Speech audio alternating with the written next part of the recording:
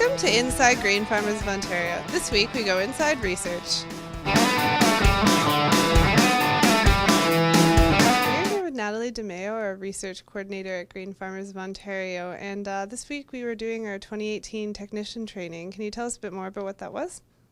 So our 2018 technician training workshop, we had it at the Best Western in London, and that was a workshop for our field technicians and their supervisors if they chose to come, and just kind of give a brief overview of everything that you would kind of need to do throughout the season with your breeding and variety trials.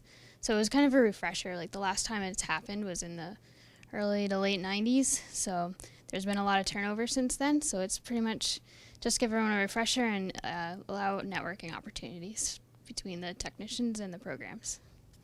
Great, and can you tell us a bit more about why this was developed this year?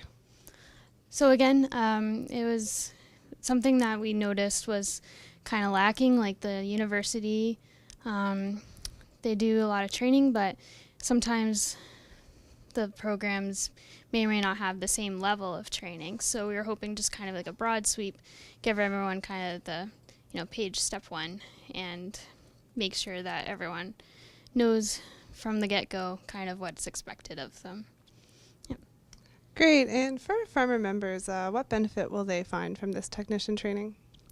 So they won't have immediate direct benefit. It's to help in the future with the breeding, to ensure that the breeder seed that is produced from programs that they do invest check-off money into through the projects that we fund here at GFO, make sure that that is quality seed coming out.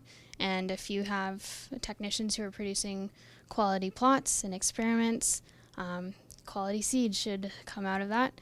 As well with the variety trials, again, quality data, they would be able to rely on that and be sure that what they're making their decisions off of is correct.